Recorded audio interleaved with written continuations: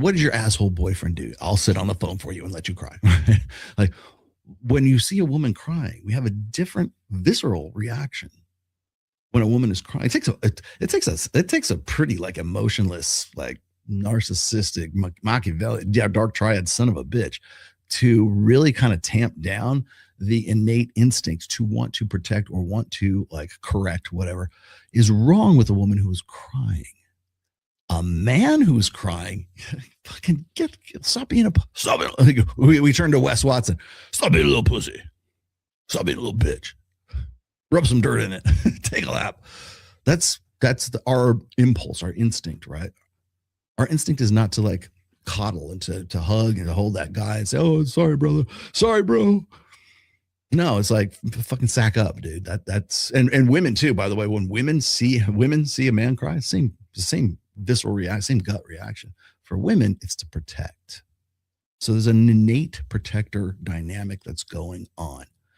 What happens is women and feminism exploit that innate protection dynamic they leverage it for their own gain. That's where all this is coming from. That's where it comes down to. So on the national level, that protector dynamic is manifested in the selective services, which, by the way, men ages 18 to 26 at the very least, I think, might be older now. But come November, if you have a penis hanging between your legs, then you are automatically signed. You have a social security card. You are now signed up for selective services. Congratulations. You better go and pick which one you want. Join the Marines. Which service do you want to go? It really makes no difference, but you are automatically enrolled for it. And suddenly people are starting to pay attention to this now because we're at war. And the one thing that people will throw, okay, here's the other caveat that people throw out. Well, we'll never go to war. The United States hasn't been in war since Vietnam. Hasn't used mandatory conscription since Vietnam. And everybody would rebel against. I read this one, like there's a comment that was in the thread for this video that I'm showing you right now. And it was, oh man, those guys they're just barking up the wrong tree. They don't, there hasn't been a mandatory draft since Vietnam. And we're an all volunteer army right now. Well, guess what? We have lowered the physical standards in the army so we can let women in, but so we can let fat asses in. So we've already lowered the physical requirements to get into certainly get into the military. We've recently extended the age of which you can actually join the military to something like 40 or 41. I think he's 46. I don't know. So they've extended the age. Why would they do that now?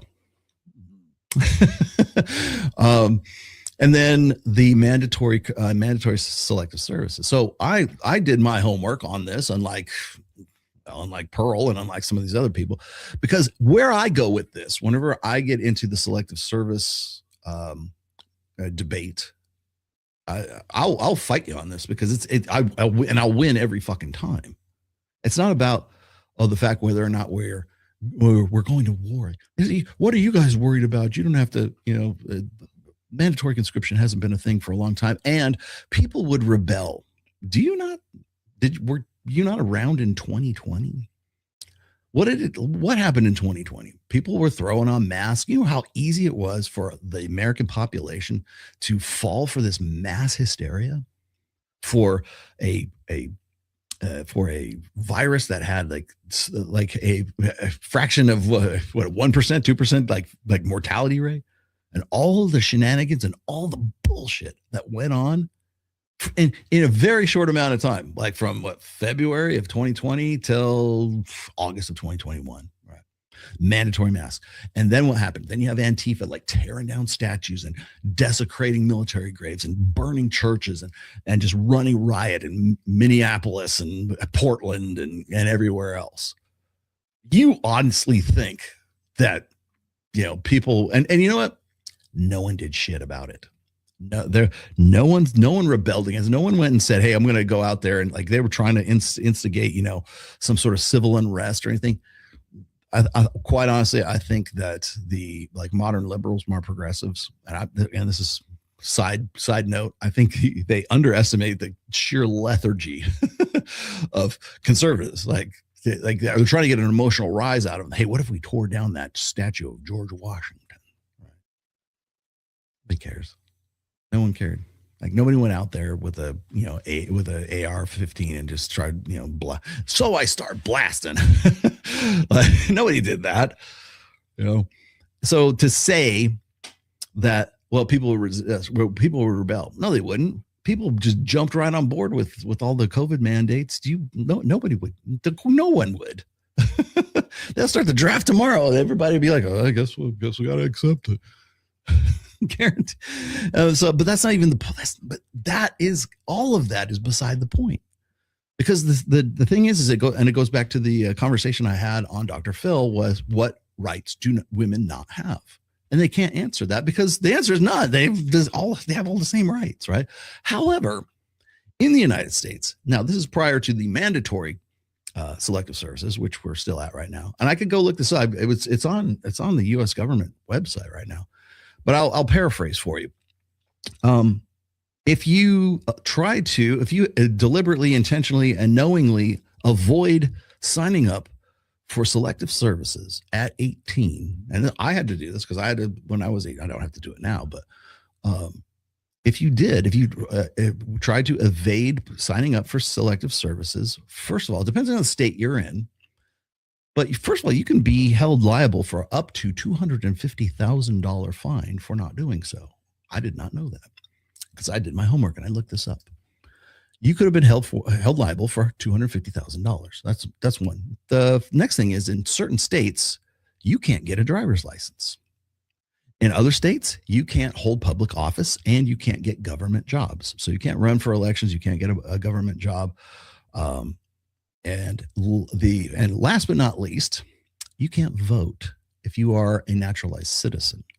So, for instance, if you are taking the citizenship test and you come to the United States and you learn all that stuff and everything else, and you're a man who's between the ages of 18 and 26 years old, and you say, you know what, I'm not going to sign up for that. Guess what? You're denied citizenship if you don't sign up for selective services.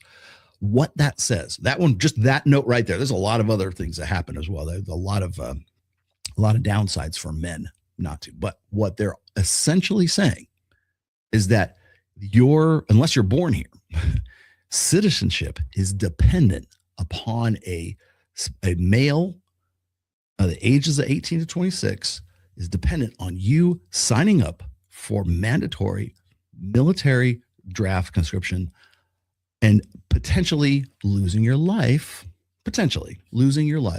if we go to war and you need to be called up. What they're saying is citizenship is dependent upon selective services. That's for that demographic, for that population. So we've now equated literally U.S. citizenship with men signing up for the draft. That right there, you don't get around. Sorry, ladies, fuck you. That's the checkmate. That's it. Game, set, match. You don't get around that. It is literally government. Like women always look at me like when we're talking about like the 77% or $77 pay wage gap. When we're talking about that, which has been thoroughly debunked, right?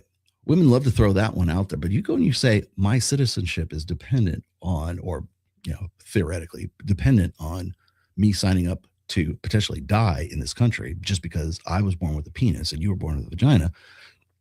That is systematic, government-sponsored sexism. And there's no argument against it.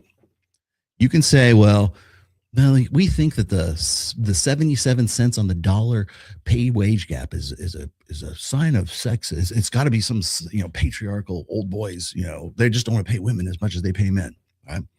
It's a form of sexism, which we find out that actually it's not. It's because women make different choices and motherhood. So in aggregate, yes, women are going to earn less than men because men don't get pregnant. That's number one. Again, where's this coming from? I can show you the stats from Steve Stewart Williams when it'll be in his new book, I'm sure, which is the A Billion Years of Sex Differences. That's already probably, I want to say it's probably already established in that book, but he talks about that. So ladies, motherhood's great, man, but you don't have to die.